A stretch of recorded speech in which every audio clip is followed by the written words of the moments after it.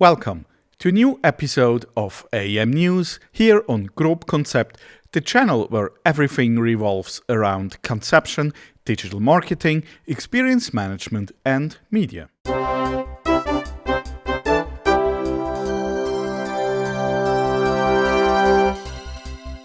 My name is Michael Grob and I'm your AEM guru with a Swiss accent.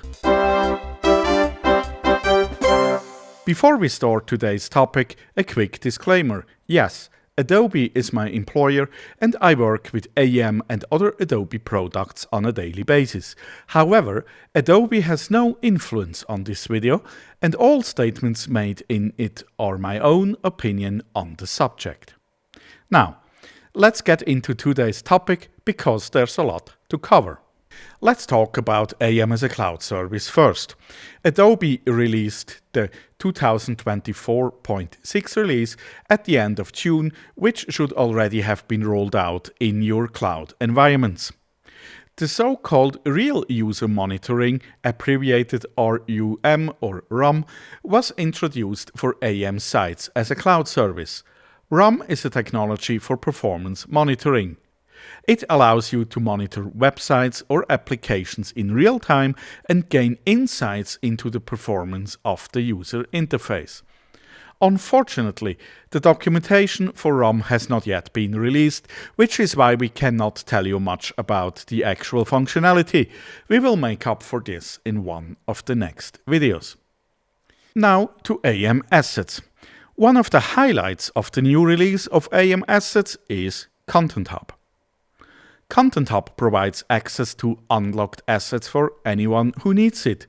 Internal employees who rarely deal with assets, but also external agencies can easily access all essential assets via Content Hub, reuse them and generate new branding-compatible variations from them, thus accelerating the activation of assets in large numbers.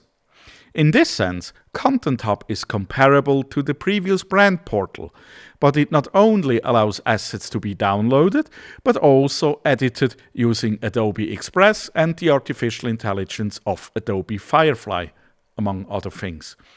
Unfortunately, not much more information is available publicly at this time, so we will discuss at the Content Hub in a future video.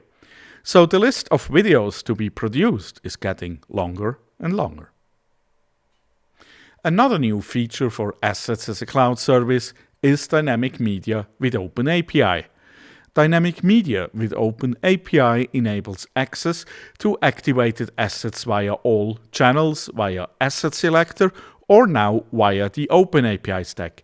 No binary copies of assets are created, the assets are optimized and transformed for the best possible performance and delivered accordingly. Now, also secured for non-public applications. We will tell you more about this at a later date. There are also some new features for AEM Forms, the most important of which is the revised Visual Rules Editor, which allows form rules to be created and displayed visually.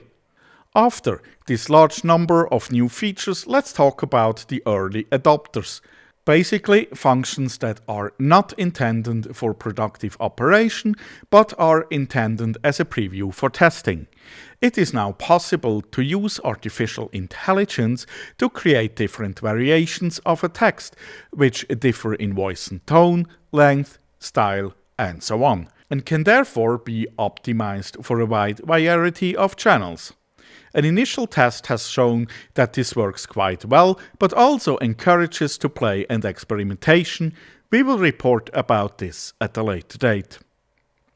In summary, it can be said that a large number of interesting new features have appeared with the 2024-6 release. You want to get started right away and play around with these new features, so it's almost a shame that most of us will go into vacation in the very near future.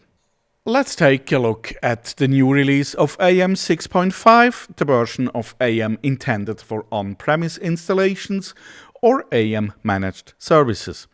The new release 6.5.21 was published at the beginning of July.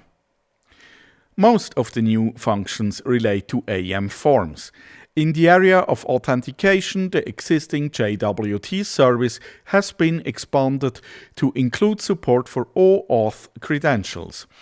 The previously mentioned Visual Rules editor in AEM Forms has also been included in this version. In addition, various functions relating to PDF generation have been released, such as an auto tag API and support for Web to PDF. Various fixes round off the release, for example in the areas of metadata, accessibility, admin user interface, content fragments and GraphQL. Further fixes concern AEM assets, AEM forms and dynamic media. These can be viewed in the release notes, which we will link to in the description of this video. So much for the latest updates of AEM as a cloud service and AEM 6.5. Now 21. Of course, we all are eagerly awaiting the big highlight of this summer, the first public release of Adobe Gen Studio. Gen Studio is a product that uses generative AI or artificial intelligence to generate assets of all kinds. It enables marketing teams to easily plan, create, manage and execute campaigns across multiple channels and applications, and measure the results achieved. Gen Studio can be used independently or together with AEM as a cloud service. Due to the high demand, no further requests for participation in the beta program are currently being accepted. However, this is not so tragic, as it is expected that Adobe Gen Studio will soon be generally available. When this is the case, we will report on this channel. At the moment, many people are on their well-deserved summer vacation.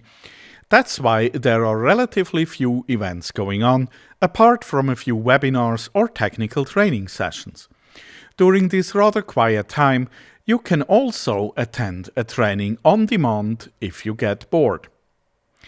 After the summer vacation, we will continue with Adobe Max, which will take place from October 14 to 16 in Miami Beach and online. And for those who are already planning a little further ahead, the next Adobe Summit will take place in Las Vegas from March 18 to 20th, 2025. That's it for AEM News on this channel. Thank you for watching this first news program, and I look forward to welcoming you back for the next one. See you next time. Bye bye. Ciao zusammen.